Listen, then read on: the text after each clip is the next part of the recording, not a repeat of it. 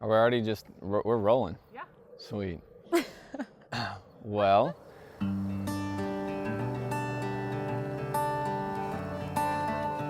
A few months before I met Kellan, my friend and I made a list of all the qualities we wanted in, our ideal husband, right? My list was 33 qualities, right? Like 33 really strong qualities that I wanted out of a man.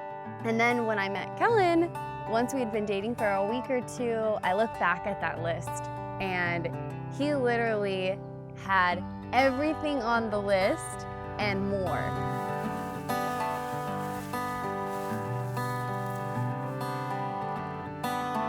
before I had met Michelle, I would be at family functions, and my family would always ask, "Are you dating anybody?" And for about a year and a half, 2 years before Michelle, I wasn't really seeing anyone, so the answer was always no. And they kept saying, "Oh, don't worry about it, you'll find someone." But the more they said, "Don't worry about it," the more I started to worry about it. So I'm like, wait a minute, is she never gonna come along for me?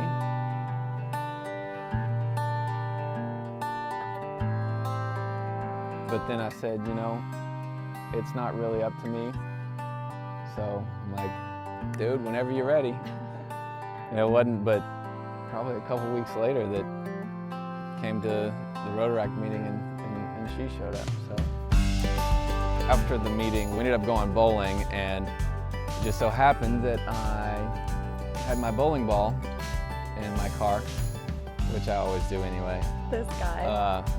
So I come strutting in with my own ball and my shoes and my own bag and everything, and I'm sure everyone is thinking, what kind of loser comes in with his own ball? Hey, I think it's cool. I don't know anyone who has their own bowling ball. I do. I have my own bowling ball. Yeah, before you. But it took a few months before I actually got to go out with her. I kept inviting her out to all of our events and functions and everything. And so I just kept texting him being like, hey, we should hang out, or what are you guys doing? And it was always like, you guys, like, what are you guys doing? I got sick of it. At one point, I'm like, well, I don't know about everyone else, but I'd like to see you.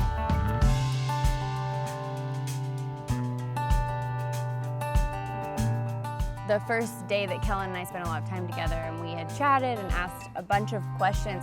So after that, I called one of my best friends and I was telling her everything about him, and she was like, I think you just met your husband. I was like, I think I might have too. So I felt like I knew really, really early.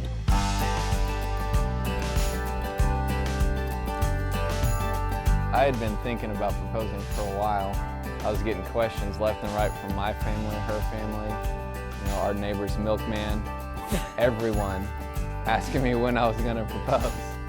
Beforehand, she had said when and if you're gonna propose, if. Kind of give me a heads up so I can, put my face on and look cute. Like, so I'm not wearing yoga pants? Yeah, so she's not wearing yoga pants. Which I was.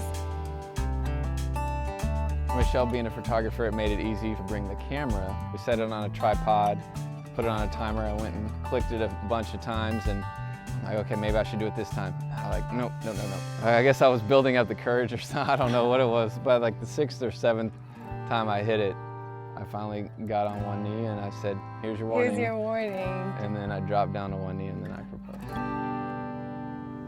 When we got back to the hotel room, there was this little white notebook, and it was basically like this really super awesome, perfect proposal, and like everything that he wanted to say, but was nervous that maybe he wasn't going to be able to say. You could tell he was so nervous.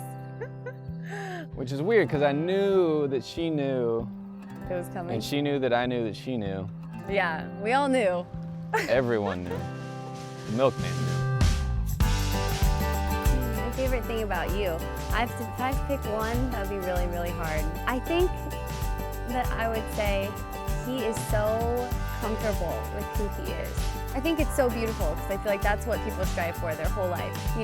People are gonna love you or they're gonna hate you, but nobody hates Kellan though, so that worked out nicely for you. My favorite thing about Michelle, without a doubt, has to be her generous heart. I mean, she is so giving to everyone, family, friends, people she doesn't even know. It's always, you know, what can I do for you? How can I help you? How can I be of service to you? He's everything. I love everything about him. He's fun, he's cute, and he's really smart. Maybe it's just one thing. Oh, I appreciate it. love everything.